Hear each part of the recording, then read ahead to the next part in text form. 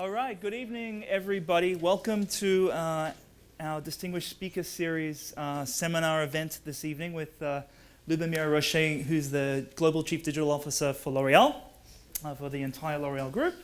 For those who don't know me, I'm Andrew Stephen. I'm the L'Oreal Professor of Marketing in the school, so it's probably fitting that I host and introduce Lubomira.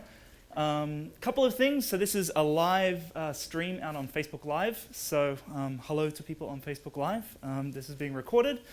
And we'll do some questions from Facebook Live as well as from the live real audience in the second part of this session. So the way it's going to work is Lubomira will talk for about half an hour, and then we'll open it up to Q&A, which I'll moderate. So we're really honored to have Lubomira visit us. I've had the pleasure of meeting with her a few times over the last couple of years since I came to the school, and since she's sort of been doing the work that she's been doing in terms of digital transformation at L'Oreal. And every single time I've met with her, I've walked away being very excited about the future of digital marketing, and also completely exhausted because of all the great ideas. And so I say that as a compliment, not as a bad thing.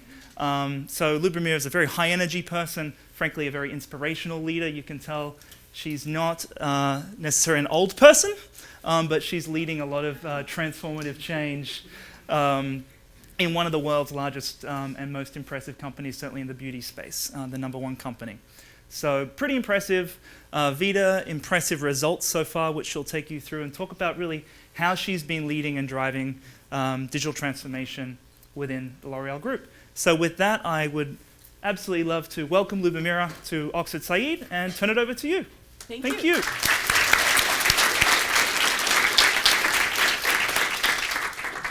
Hello, everybody. It's an honor and a privilege to be with you today. Hello to Facebook guys, my team, my mom. This is what happens. Like your mom is on Facebook Live where you do those kind of things today. I really want to give you a little bit of the flavor of the behind the scenes of the L'Oreal digital transformation.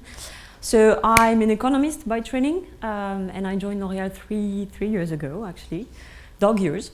But still 3 years ago, and I've joined after like a 15 years career in tech, in digital marketing, and I was heading a digital agency just before joining L'Oreal. So basically, I'm sure you all know L'Oreal, right? But few words about the company. So we have this amazing portfolio of 34 international brands, such as L'Oréal Paris, you all know, Garnier, Maybelline, AC, Lancôme, Biotherm, Yves Saint Laurent, Giorgio Armani, La Roche-Posay, Vichy. So amazing brands spanning all countries and all distribution circuits. So we are present both in mass, in luxe, at hairdressers. This is how we started, actually. We started our business with hair coloration out of hairdressers, and pharmacies and the cosmetics and the dermocosmetics circuit. So this is us. We are the #1 in terms of market share, beauty player, and we are a pure beauty player. Unlike some of our competitors, we are really focused on beauty. 26 billion, well, 25.8, 26 billion. Almost 13% market share, present in 140 countries, 7 billion products sold every year, and around 90,000 employees. So a pretty big thing. What we pride ourselves a lot about recently is all the moves we've been doing into like being an eco-responsible and a socially conscious company. So this is, when you do an interview today, people will ask you more about what you do in those kind of fields than about your results, actually, especially if they're young, they would really ask you about that. So we've been doing amazing thing around sustainability with a program called Sharing Beauty with All. And we've been, quoted many times as one of the most eco-conscious and sustainable company in the world. We've been also, working a lot in terms of ethics, and we've been, again, quoted many times as being one of the most ethical company in the world. And most recently, and I think we are all very proud of that, We were recognized as the #1 company in terms of gender equality on pay, especially, which is, I think, a very good thing. A very good thing. We have a very unique culture. I'm sure all my colleagues can testify here. It's really about humans. It's really about people. It's people over processes. Actually, we are not a very processed company. We are not a very centralized company. We are a very decentralized. We call ourselves a flotilla of boats. So it's not a big spaceship, right? It's a flotilla of boats. The elementary cell of L'Oréal is really the brand in the country. This is really, and the person who would lead that brand in a country would really feel like an entrepreneur. And this is back to our very entrepreneurial roots. And we really think, even if we are that big company, we really think of ourselves as a startup with a big group, but with a startup mentality. Why have we embarked in this very large-scale digital transformation?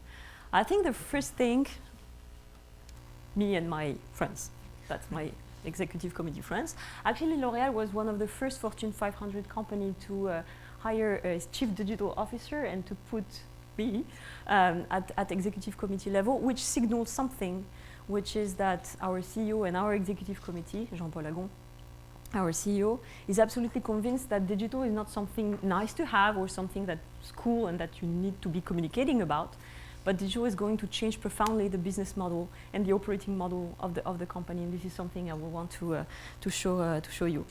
That's me and my executive committee friends in a slightly cooler version. And why are we doing it? First of all, because of them, because of you, because of us, because of the new consumers. If you work in marketing, you better start upping your game. Because you haven't seen anything like us yet. In just 10 years from now, we'll be buying and influencing buying In ways that will confound you. We won't just watch your ads, we'll expect smart, tailored content based on our social graphs. Tailored for me. Me. Me. Me. And me. We want to interact with it as we watch it. Not just with touch. But with voice, with gesture. With intent. You better embed everything that is featured with additional information, social APIs, and e-commerce functionality. And we mean everything. Everything. Everything. The car, The skirt. the hotel, The app. Because we expect to double tap on anything to get more information. Don't worry. You'll offset the cost by on-selling any leads to those data aggregator type companies. We'll spread it through our networks. And co-create with you. and when we do buy, there are normally more of us than there are of you. We can change your business In one trade. As long as the deal is on. Augmented reality. Will be the new reality. AR apps will almost function like special skills to help us navigate reality more effectively. You wait and see what the iPhone of 2021 looks like. The clue is in the name. And you better get used to paying us. Our browsing, influencing, and purchasing data. We'll make some of us pretty rich.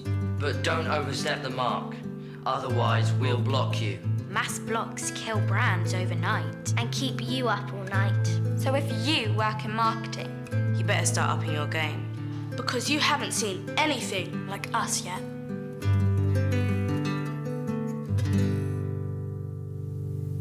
I like this one very much because first it's very much in your face, right? And I think it tells a lot about the fact that digital transformation is first and foremost a consumer revolution. If you think about it, like for me, digital transformation is an industrial revolution, but one that is not powered by technology. Of course, there are technologies, there are plenty of technologies behind all that, but it's powered by the fact that those technologies have horizontalized the world, have given power to the consumers, and today you can't escape the fact that your consumers have changed so much that if you as a brand, as a company, you don't transform yourself, I mean, you're dead. Let's face it, you're just dead. So it's a consumer revolution, that's the first thing. The second thing, and this you know, right? People, they don't go on the internet, right? They live on the internet. It has changed pretty much everything. The way we discover product, the way we get prescription about the brands and the product, the way we buy product, the way we create. It has changed everything. And those figures are pretty big, right? It's 3.5 billion people with access to the internet, 2.1 billion through a mobile phone. Today in China, which is our most advanced e-commerce market, above 25% of our revenue is done through e-commerce in China. It's 75% of those sales are done on a mobile. So we are all talking about mobile first. It really means something. It's 1,500 billion euros spent, yes, it's euros, spent in e-commerce. And it's 2.3 billion people on social networks. It's like 1.9 billion people going on Facebook, 700 million going on WeChat. I mean, all that, it means that it's just not like one part of your consumer journey. I mean, it's the essential part of your consumer journey. So when you're a marketer, better understand what those guys are doing and what steps they are taking before putting your money in all the wrong places if you don't do that right. So first, it's a consumer revolution. So that you know you can't escape that, right? We work for them. The second thing is that digital is kind of disrupting our market, like every other market has been disrupted. Beauty has been disrupted in a way because through essentially what we call the DNVBs. So what is a DNVB? It's a digital native vertical beauty brand. So it's those small brands, you have tons of names here, starting with zero media, with zero R&D, with no big supply chain or distribution, super high, intense distribution channels and everything. They are just starting with an idea, two guys in a garage, and zero media. And those guys are, and those brands are going at a stellar light from 0 to 200 millions. So it tells something in terms of competitive advantage, right? If we go back to strategy, it means that what were the big strategic competitive advantages of companies like us, like big FMCGs? The first one was media. I mean, the more money you get, the more prescription you get, and the more impressions you get, right? That used to work like that. The second big competitive advantage we got was research, innovation, molecules, formula. All this was really driving this product-centric kind of marketing. And the third one was distribution at scale. Those startups would start again with zero media, Instagramming everything, going on Snapchat, going on those new networks for free because they knew how to tweak it. They would have no R&D internally. They would full buy everything. They would work with people doing that, and then they would go for e-commerce. So no need to have big commercial teams, big supply chain, big blah blah blah. They don't need it. So again, our market is disrupted by this digital transformation. So what do we do? And that's important. Those new marketing models, they are very interesting. If you look at those small brands, and what is true in beauty is true in apparel, it's true in fashion, it's true in food, it's true in many different categories. When you create a new brand today, you target tribes, like very narrow focused tribes. You demassify, you de-average, you go for the niche, you go for the tribe. You go for horizontal because you remember you co-create. You work with influencers, you co-create product with them. They produce the content for you, and it's fast and it's super fast. From the moment they get an insight in terms of like contouring is gonna be hot, contouring, well, I will do a demo later.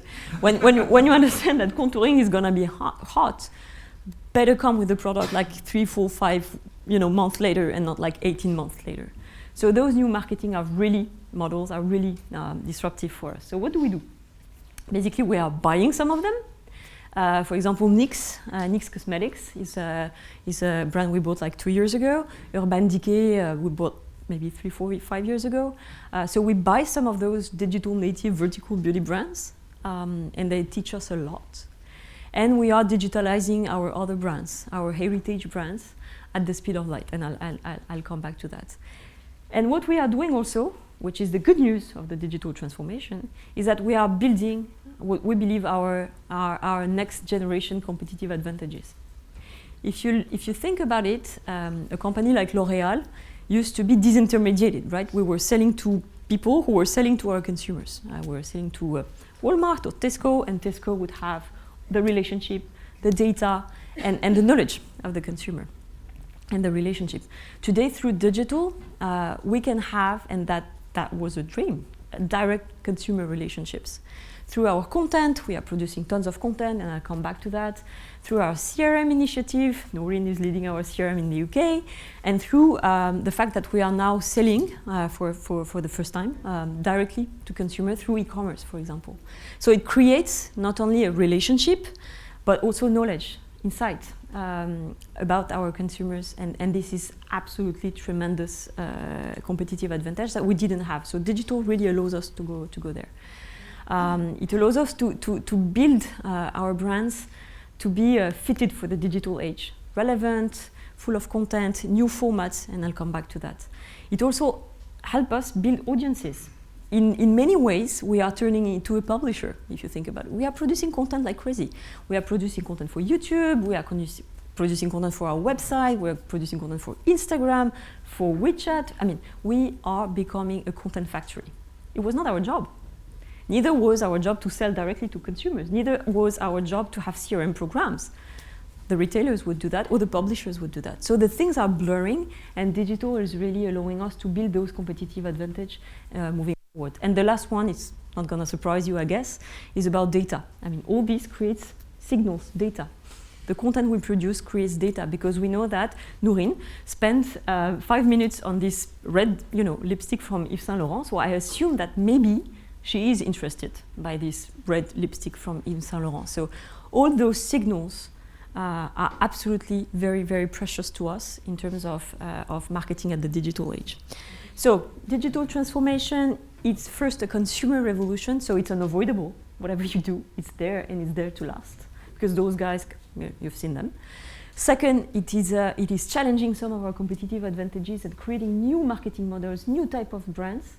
And third, it's really about, for us, an amazing opportunity to build competitive advantages. So we believe at L'Oréal that it is so strategic that they did me the honor and great privilege to put my function at the executive committee level to signal to the whole business, to the whole markets, how important it is, because at the end of the day, again, it's something that will transform the way we do business. As we say we don't do digital marketing anymore. We are marketing at a digital age. It's a big difference. It's a very big difference. So some figures for you, just to have an idea here. On e-commerce, it's been a steady growth for the past 5 years, above 30% every year on year. Today it represents 1.7 billion of our sales, and it will continue to grow. We have very aggressive plan here, and it already represents the 4th country of L'Oréal. We have, bypassed the UK, sorry guys, and it's still growing very, very much. Media, L'Oréal is the 3rd advertiser worldwide, and we are now turning more of our media to digital, mimicking the behaviors of our consumers. So we fish where fish are, and our consumers are more and more online. We know that today they spend more time online than they do watch TV. That's a fact. And so 32% last year, those are last year figures. 32% of our media was digital, and it's progressing, and will hit 50% at some point in the coming years. In terms of data, I was telling you that data is the new oil, is the new competitive advantage for us. We have, if we accumulate everything, and I won't go into any details here, but we have more than 1 billion consumer data records that can, of course, help us tremendously personalize our relationship with our consumers. Because when you know what their intent is, what their preferences are, what they're interested into, of course you can serve them better ads, more personalized, you can serve better messages, you can recommend better product, and this makes a huge, huge difference. In terms of audiences of the media, as we say, the paid. We have more than 1 billion visits on our websites, so it's a big machine. We are now producing more than 100 contents every month for our websites. We have 3,000 social sites, YouTube channels, Instagram, and around, now it's been upping, of course, around 300 million followers on social networks. Again, think of it as data. I mean, this is really about creating content to get to know people better and to get to have those personalized direct relationship with them. HR, we have 1,600 people experts working in digital, and they're span in the brand, in the countries, in the zones, at corporates. So it's a big community, an amazing community. If you are there, guys, we love you. And they are doing an amazing job transforming this company close to the field. And in terms of upskilling, and I come back to that, we have upskilled more than 15,000 actually. The actual figure is 15,000 employees to make sure that they are not digital marketing, but they are marketing at the digital age, and that digital becomes the backbone of what they do every day. So, how did we define our strategy? Because, you know, to do a digital transformation, basically you have to have a strategy that has not changed. That's the good news. Everything has not changed, and this specifically has not. And the strategy is really based on what the consumer wants. I mean, that's as simple as that. So what we know from them is they want to buy beauty online. They really do. Today it's a market that is estimated at 30 billion. Actually, we don't really know, but it's this type of amount. 30 billion, because we don't have yet the Nielsen of digital, right? We don't have those panels that are very precise to capture this amount, but we believe it's between 30 and 50 billion. But what we know, it's a fast-growing market. Our market would grow typically between 3 and 5 offline. Online is growing average at 20, but you have some countries where it's growing like at 50, 60, 70, 80, 100. And they really want to buy online because it's very convenient. It's infinite shelf. It's infinite shelf, infinite choice. It's a ton of content. You know, when you walk in, usually you don't have that richness of content. You don't have that richness of services. You don't have that richness of knowledge of you. And it's really a very, very cool experience. It's a very convenient experience. You can be delivered whenever you want. So people actually want to buy beauty online. They want personalization. I think we heard it loud and clear from the guys in the video. They really do want personalization. It's a me thing. And by the way, I like this statistic because it's Salesforce selling their stuff, but I think they have a point here, saying that people will switch brand if the brand doesn't actively anticipate their needs. Again, back to the intent, back to the preference. Know me. I mean, if I've been fascinated about red lipstick from Yves Saint Laurent, don't push me a brunette coloration ad, right? It makes no sense. It makes no sense. So personalization is absolutely key. And you know, we've had this whole debate around ad blocking, right? You've heard about ad blocking in the video. Actually, it's a real phenomenon. How many of you are ad blocked in the room? Well, I would say like 15%. So, well, in France, for example, it's 30%. 30% of the general population. My mom is ad blocked. No, I'm not kidding. My mom is ad blocked. Imagine. So she's so 30%, and if you go to millennials, it would go typically to 50 and 60%. So people are ad blocking. But does that mean that they don't want to see branded content? Does that mean that they don't want to see advertising? No. It means that we've done a very bad job. It means that we've done a very bad job interrupting their journey with shitty contents and not personalized at all, like the coloration for lipstick, you know. And this is why they are ad blocking. But actually, when you produce and when you serve them relevant, cool, engaging content, they love it. We have engaged in building what we call content platforms, so platforms that are dedicated to makeup, skincare, hair care, our categories. And people are coming, like we have millions and millions and millions of visitors. And visitors come back because they like the content they find. But the thing is, today, the type of content people expect, share, consume has changed tremendously. I'm sure you've all noticed that Google has made two very fundamental announcements recently. The first one was they stopped the 30 seconds format. That's a big thing. I mean, we've built this industry by 30 seconds format for like 30 years, right? They stopped it because people got pissed off. 30 seconds on digital is a long, long, long time. They stopped the 30 seconds and they launched a new format which is called bumper ads. Bumper ads, 6 seconds. So does that mean that 6 seconds is the new 30 seconds? Well, you know, there are some Yeah, maybe, in fact. The thing is, people tend to consume shorter types of content. When you're on Facebook, you scroll, it's shorter type of content. We are moving from like the 30 seconds to the animated GIFs, type of, movement. And that's fascinating because it changes everything. It changes the whole creative process.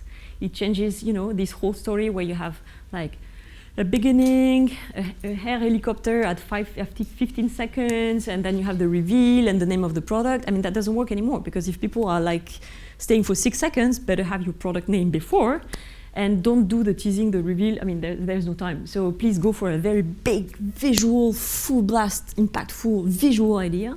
So we are moving from a very conceptual marketing to a very visual marketing.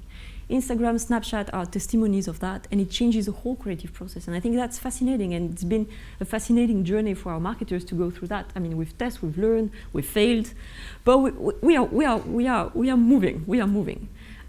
So again, give them the content they want, they will consume your content. We can tell you that from the figures. People trust influencers over us, over brands. That's a given. Let's face it. Just in beauty, which is one of the, beauty and digital is a good match. It's very visual. It's very much based on recommendation. So it's on beauty. We have 45 billion videos per year, like tutorials. I'm sure you've all seen tutorials, like how to do the makeup. 45 billion. And what is even more interesting, big number, what is even more interesting is that only 5% of those 45 billion are done by brands, which means that 95% are done by this lady in her bedroom, or this lady in her bedroom.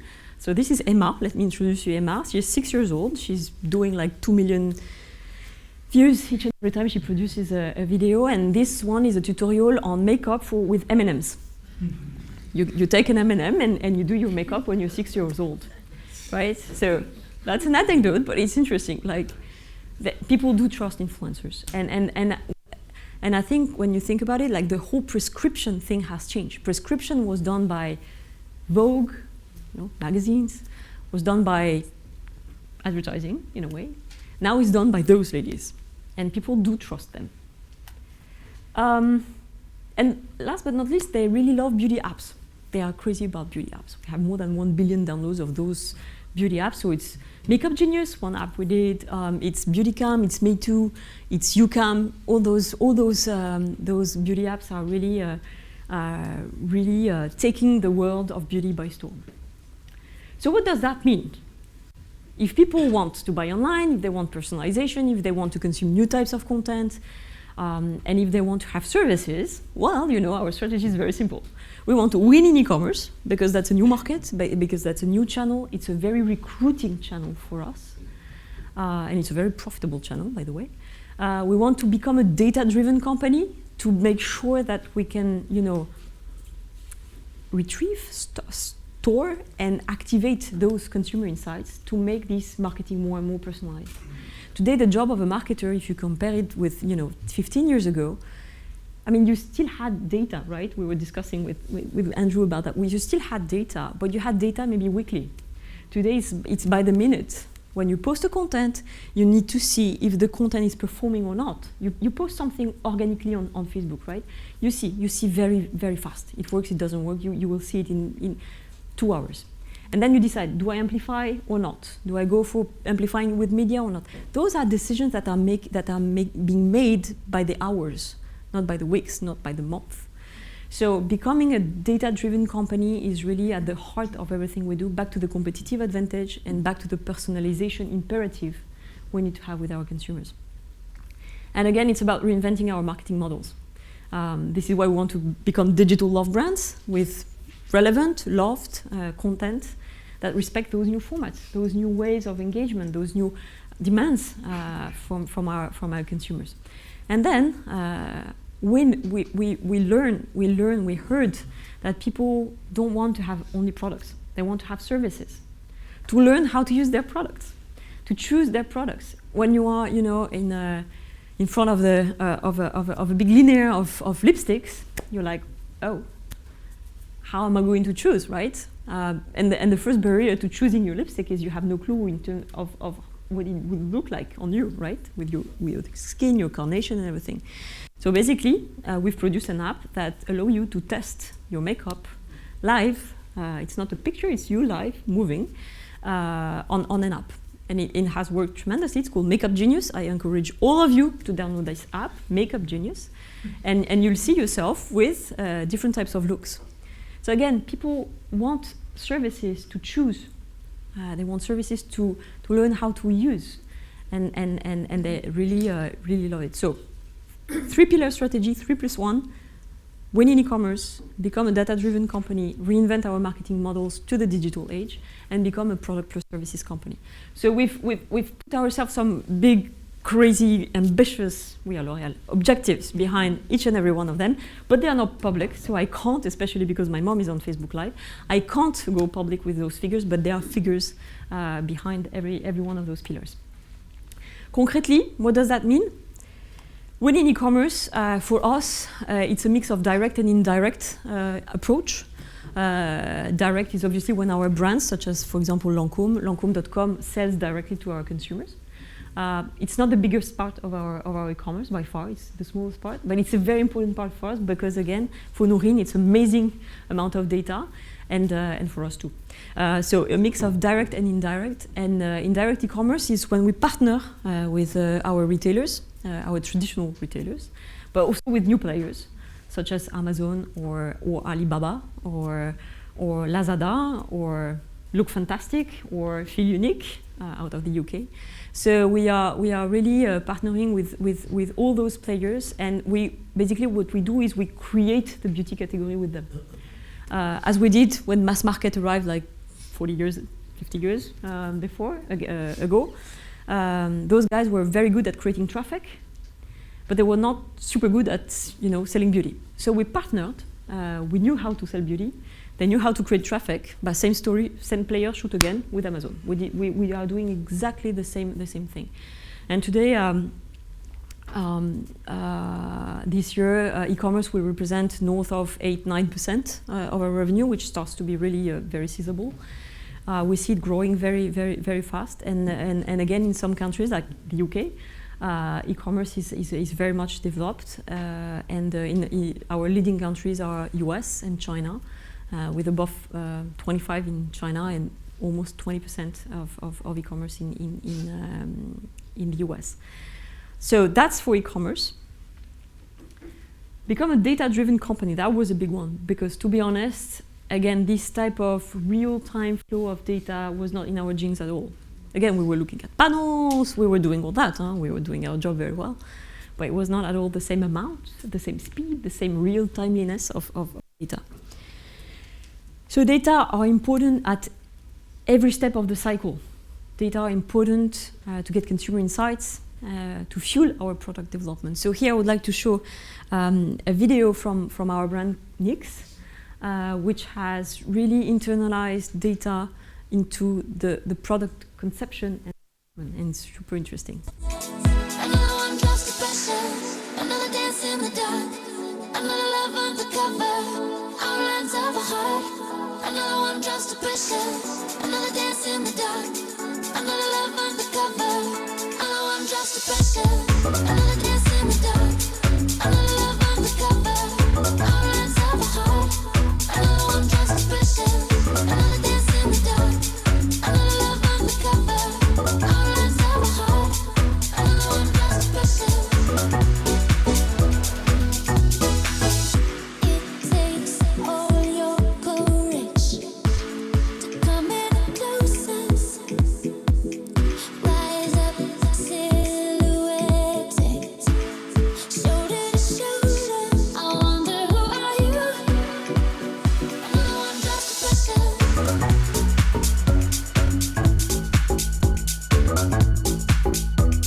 Another love undercover.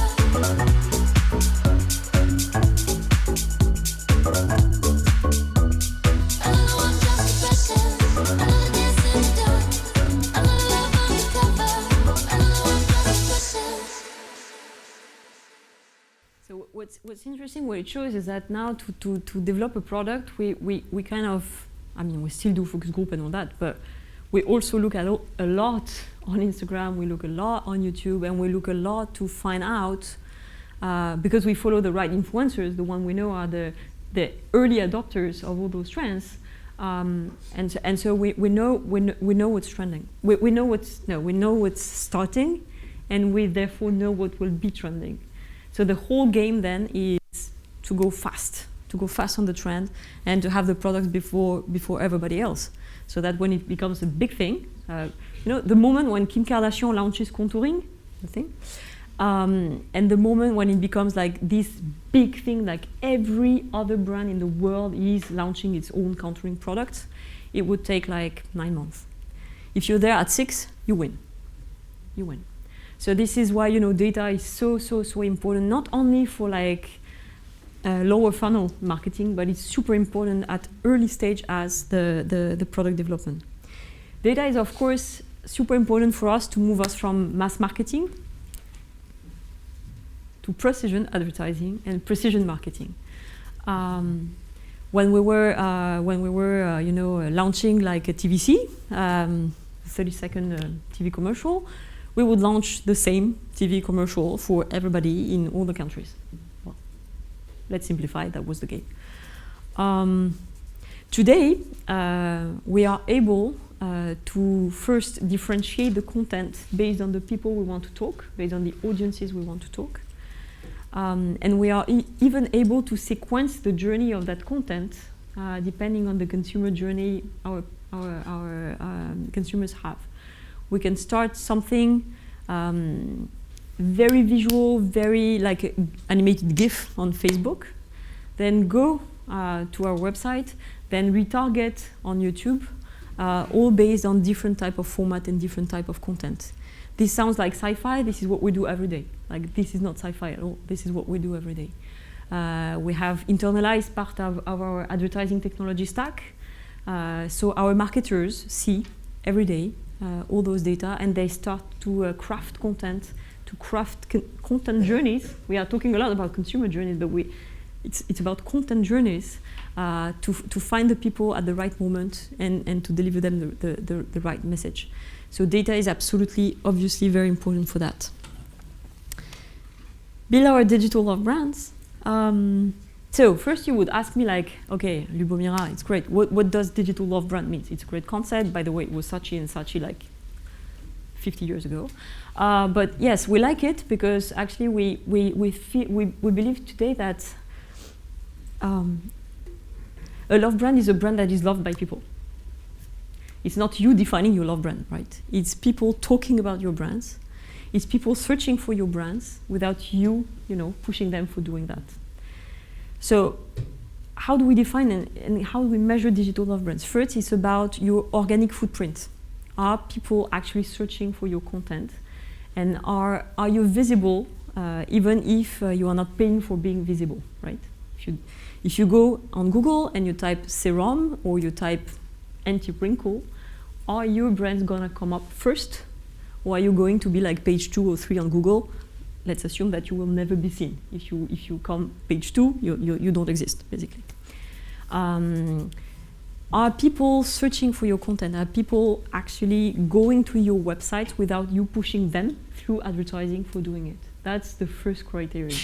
Because it means that people are actually interested in what you do, what you say, your brands, your products.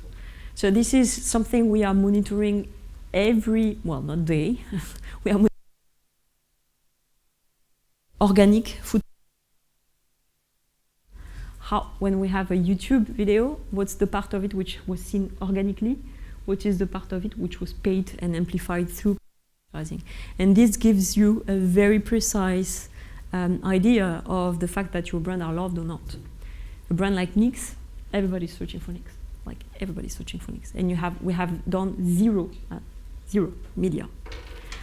So that's the first criteria and first KPI, actually, to measure that. So content that people are actually searching for and wanting to look without you pushing for that. It's a content that is so cool that you want to share it, right? As marketers, the first question we have to ask ourselves when we produce anything is, would I, like not as a marketer, as Lubomira Rochet, would I share that on my Facebook wall? Well, most of the time my answer would be no. We still do it, but most of the time my answer would be no. So the key KPI for following that is engagement. Basically, did people liked it? Did they shared it? Did they commented it? I mean, did they have any form of engagement? Did they do what you asked them to do, like subscribe to a newsletter, go to a website, go to a retailer, redeem your coupon? All that, I mean, it's engagement. And we are measuring it very, very closely. And the last criteria, which is very, very important, is that brands that are so amazing that people are talking about them without sometimes you even knowing it. When a big influencer references one of our brand or one of our products, the sales go like plus 100%. You have queues. Why? I mean, Yves Saint Laurent acceleration in China, like we were like that, and sometimes we were like that. It was because one Korean influencer from the K-pop, whatever, she talked about a product. We didn't know. We didn't ask her to do that. She liked it, and our sales went to the roof. So this whole notion of like have people talk about your brands versus you talking about your brands, it's very powerful, and this is what we call earned media value. What we see is that we are, of course, not stopping advertising. We are still advertising a lot. We are an advertiser, but we are moving from a pure paid to own and earn media. So that's very important. Again, as I told you, we are producing content. We are becoming a publisher in a way. And we are interacting, we are engaging with those influencers. The NYX model, I really encourage you to go on the Instagram page of NYX Cosmetics. The NYX model is really based on influencers. It's about, having influencers producing content for us freely. They do that freely. It's about us regramming those influencers, contents, and it creates a whole virtuous circle. And this is how this brand has gone from 0 to a lot of millions, of hundreds of millions, without having spent €1 or £1 in advertising. So we are really moving from a paid to own and earned media, which means that, by the way, even in terms of P&L, our P&L is morphing. Our P&L used to be about business drivers, so about advertising, and today we have more and more people actually producing this content. It's less media and more people. Our analysts, financial analysts, were like, "Are you sure it's a?" We were like, "Yes, actually it's pretty normal, because in a world where you need to produce 100 articles per month on your website or 100 of video tutorials on your YouTube channel, you need to have people to do that." So it's very interesting how even in terms of P&L, it has changed a little bit the things. And what we found out is not rocket science, but I mean, it's good learning. We found out that the winning combination is rich and relevant content, co-created, co-produced with influencers. That's really the winning combination. That's an example that we have done in France. It's called Tapas du Gloss. The translation of Tapas du Gloss would be like, you have your gloss, something like that. And it's a web series coming like every week with a very famous French influencer, and this has gone in terms of engagement, in terms of organic viewership. It was crazy. It was like 90% of organic viewership versus a typical media campaign that would be around like best case 50-50, and more regularly it's 20-80, 20 organic, 80% paid.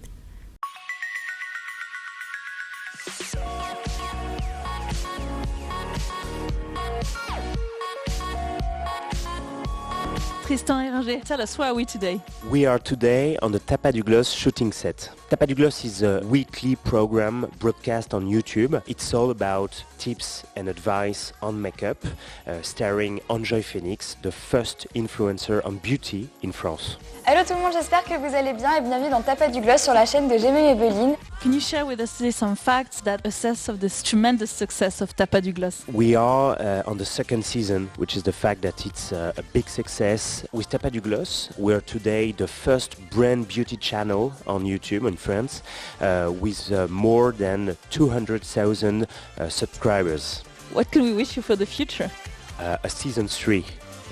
On vous fait plein de gros bisous et on vous dit à très vite. Bye bye. Ciao. Build a product or services company, I told you about that. So basically we started with the Makeup Genius service. Then we went to UV Patch. UV Patch is a connected sensor. that I use very often in the summer for my kids. Basically what it does, it records the level of sun you get. And then you have an app saying like, ooh, you should go back to your La Roche-Posay, anti-sunscreen, and put some more product on you. At the end of the day, this is why we're doing it. So UV patch was skincare and was for the summer. Connected brush, so this was hair care. It's a connected brush that when you brush your hair, it measures every parameters that is important for your hair.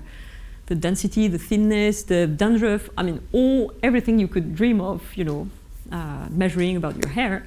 And then basically it gives you, personalized recommendation in terms of what product, what routine, what tips you could use for your hair. And the last one we launched like 2 days or 3 days ago. It's a messenger. It's a messenger chatbot, but we call it a messenger service. And it's a beauty gifter. The idea is I want to make a beauty gift to my sister, and I don't know what she likes or what she needs, but I still don't want to ask her because it spoils the surprise. So I'm gonna ask my chatbot to contact my sister who's on Facebook and maybe on Facebook Live too, and it will start a conversation with her, like what do you like, what do you need, what type of images do you feel more comfortable with, and a series of questions. You go at Tinder, yes, no, I like, I don't like, and then at the end of the day it comes back to me. This is it. It's a Tinder world. It comes back to me with a proposed like 3, 4, 5 packages, beauty boxes, budget you can choose and everything, and then basically you choose, and then the box is sent to my sister. So we are very excited about that one, and it's on Messenger. I encourage all of you to test it.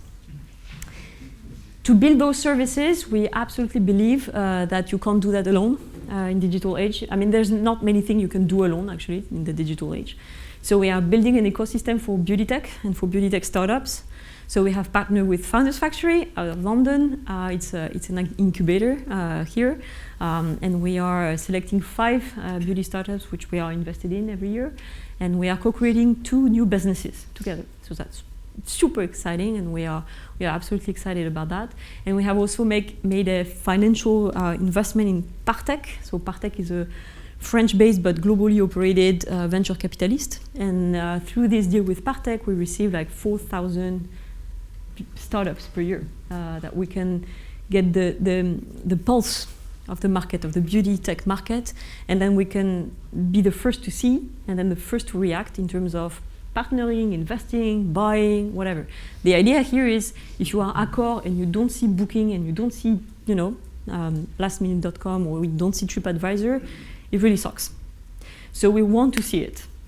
Whatever you will be able to fight or not, it's another question, but we want to see it because then you still have the time to react and to make your strategy clear.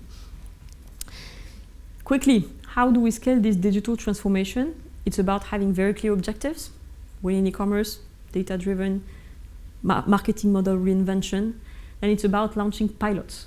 So we launched an 18-month program of pilots based on those 3 dimensions. We choose countries, brands, 18-month pilot program, and then we had tons of learnings. Some worked, some failed, and then we formalized all the learnings we had through this journey within playbooks and stuff like that, so that all the countries which were not in the pilots could learn and benefit from it.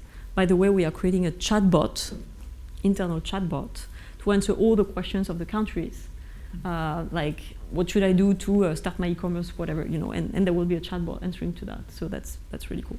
So business pilots, and then we believe that, pilots are great, but it doesn't scale. So playbooks are great, but people don't read it. Sometimes they do, but sometimes they don't.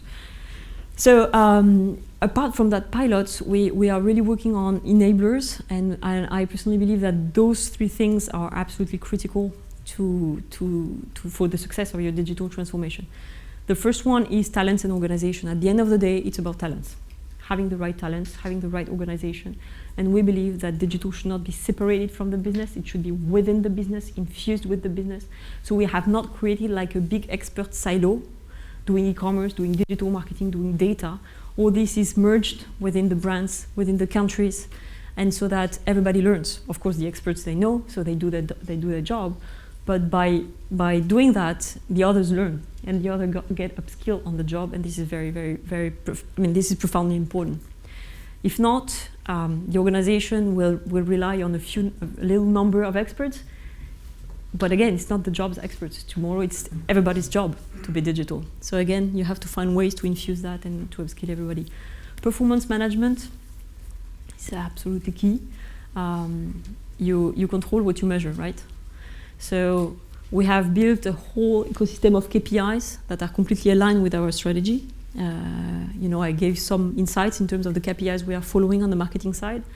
And today it's like every business visit, every business review has those KPIs.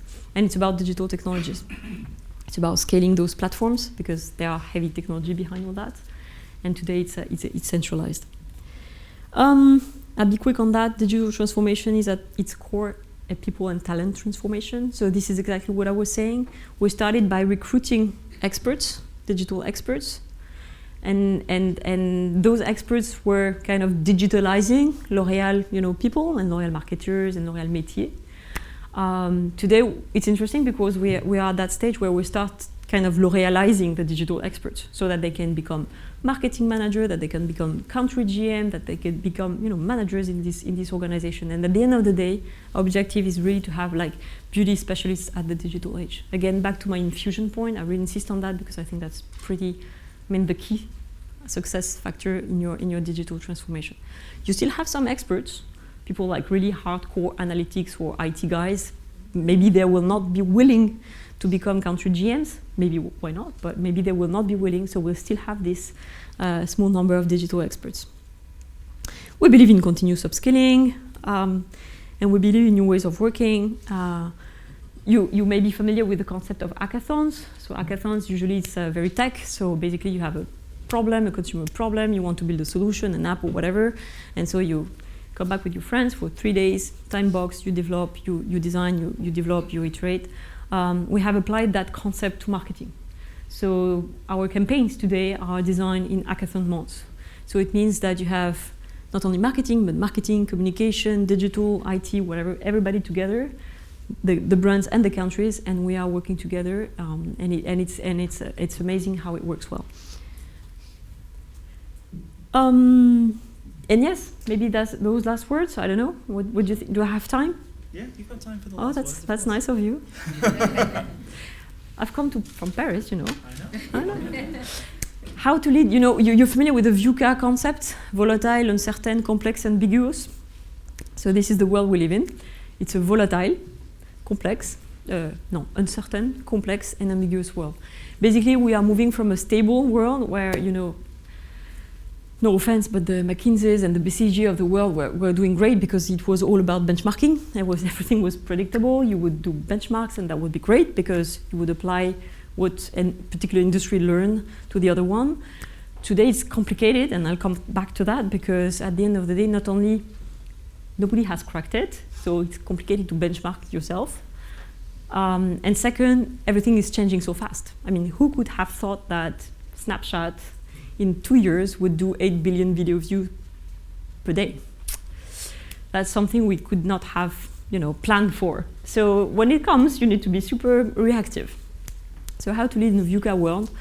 I'm a first-generation immigrant, so I think that in business and in this market, we need to take an immigrant view of the world. What does that mean? It means that you are entitled to nothing. When you're an immigrant, you're entitled to nothing. You just come here and you do your best and you work a lot to make yourself through, right? That's one, you're entitled to nothing. And this is true for individuals, but this is very true for companies. I showed you like those small brands coming everywhere. Those small brands are doing 95% of the growth of our market. The small brands, 95%. And the second thing when you're an immigrant is that you observe everything because you don't know the code. So you have to observe. You have to understand. You have to understand that if that person does that, it means that. This is exactly the kind of approach we need to have with our market as leaders, but also to our market. Observation. Because nobody has the answer. So you can talk to everybody. It's not going to work. Be a learn-it-all and not a know-it-all. Like that's, the two types of guys back at school. I was a learn-it-all because I was not gifted at all, so I had to, you know. But I've always loved learning, and in this market, again, changing so fast, you have to do that. Don't do benchmarks. I mean, benchmarks are great, but today, be sure that at least if you do benchmarks, benchmark yourself on the small guys and not the big guys, because the big guys are as lost as you are. No, but that's true. That's actually very true. And just 2 quotes that I really like on that one. One of my favorite ever tweet was, if you look too much at your competition, your products will look like your competition ass. That's one. And the second was Jeff Bezos recently saying that if all our competitors keep focused on us and we keep focused on the consumers, we'll win. Today, the only truth is consumer centricity. And the only first principle, you know, this Aristotelian, concept, the only truth is consumer. That's the only truth. And this is the first principle out of which we derived all our strategy and out of which you need to derive yours. Make sure you create safe space for experimentation for your new teams, because at the end of the day, since nobody knows, the only thing you can do is experiment, test, learn, iterate, fail fast, and scale faster. That's the whole thing. That's really the whole thing. And again, I think it's important to have a north, to have a strategy. Like we have our strategy, we know where we're going, we have figures behind that. But you must be ready to pivot all the time. So it's like when you run.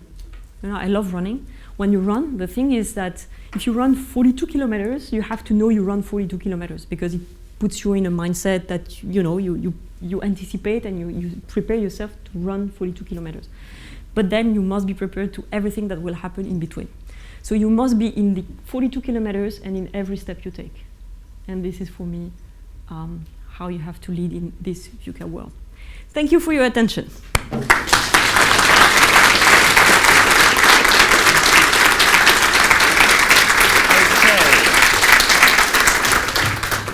All right, so I promised there'd be some time for Q&A, but a short amount of time.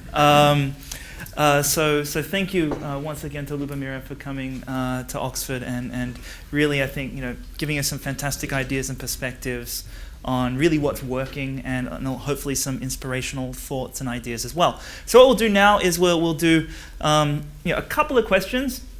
So perhaps we can start with a question from the room here, and then we'll do a question from Facebook Live.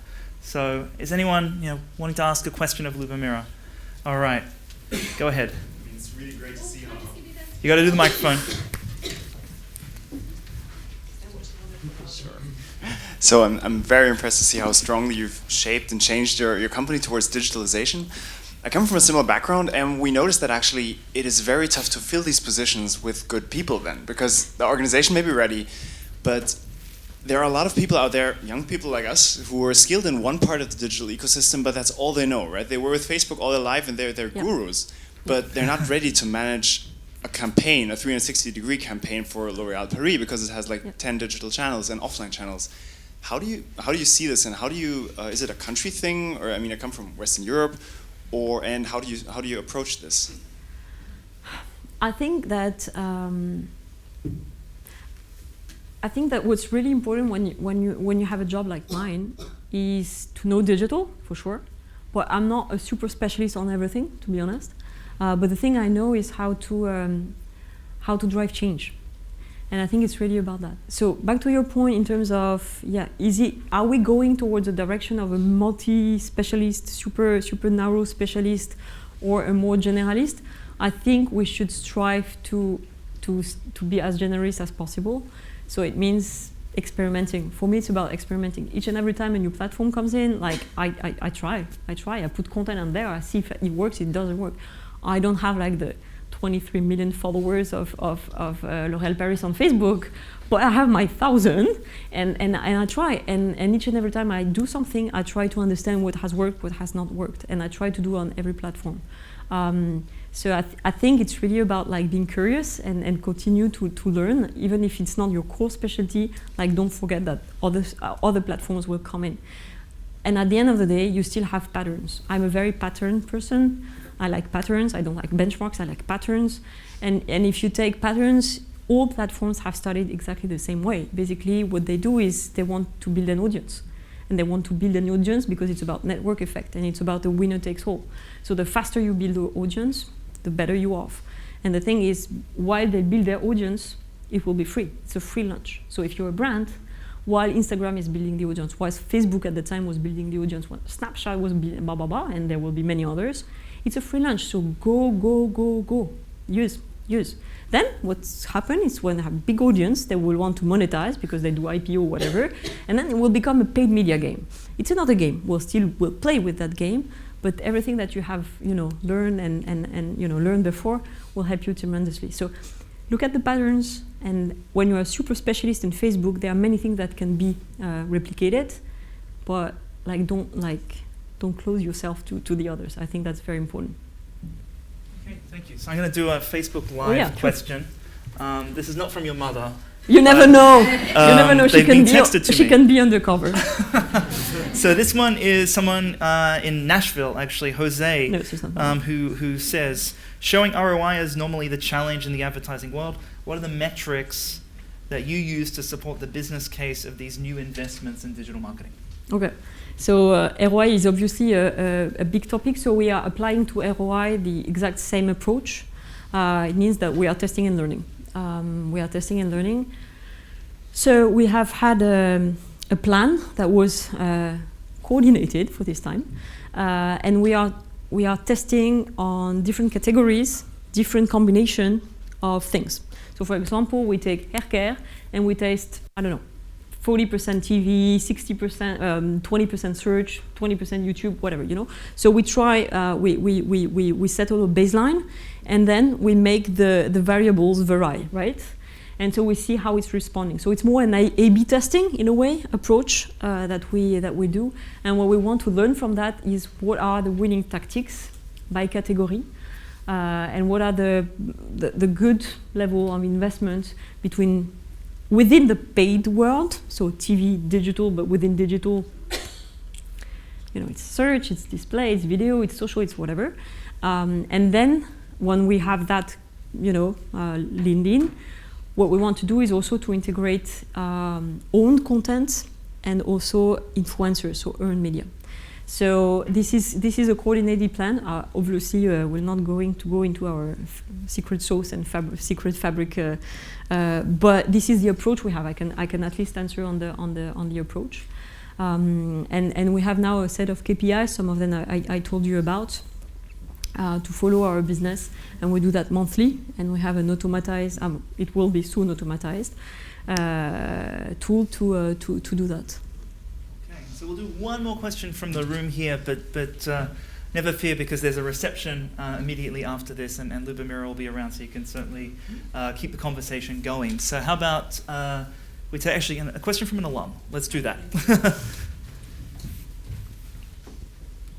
Hello. First of all, thank you for a really great talk. My question is, you work across different markets, right? How do you ensure at least a high level of consistency in user experience, design, tone of voice between all of these markets with a L'Oreal brand? That's a very good question. It's not easy. There are different ways of doing it. One is, the first is having a very consistent brand equity. This is, not new, but it's very true, especially in the world of digital that is fragmented at the speed of light. Before, the job of a brand was to say, look, okay, I have this great product, I have this great TVC, I have this great print, and this great POS execution, and I was done. Today, you do that, and you do all the rest, like from the GIFs to the 30 to the 20 seconds on YouTube, etc. So if you don't have like a very strong brand equity, you're gonna dilute terribly everything you do. The second is a technology answer, a platform answer. So there are tools to build the backbone of this flow of contents. So it's called DAM, Digital Asset Management, and PIM, Product Information Management, because you have to push that to your retailers. It's a complicated type of project, but you have to do it because that's the backbone of modern marketing. And we are using platforms also to have our content pushed from the brands. So the Instagram post, the Facebook post, all the granular assets are pushed to the countries, and then the countries are pushing it to their own, channels, and then what we know is country by country the performance, like the number of likes, the number of engagement on Facebook and all that. So we have not only a system to track, to disseminate the content, but also, it's not built yet, but we are getting there, a system that will allow us to have a real-time view on our performance. And then the more you can centralize your build, especially for example on websites, but the better it is, to be honest.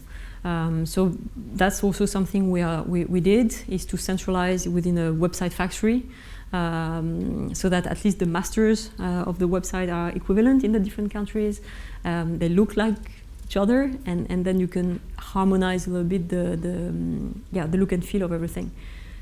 Then in terms of tactics, it's very complicated to say, even though we are trying to have some indications, but it's very complicated to say like this is a perfect media mix between China and US. It makes no sense, because at the end of the day the ecosystems are very different, the consumers are very different. So again, if there's one advice, is be obsessed with your consumers, be obsessed about knowing what they do, and this is how you will plan for your content. All right, so on that, once again, thank you very much, Lubomira, for joining us. Thank you very much.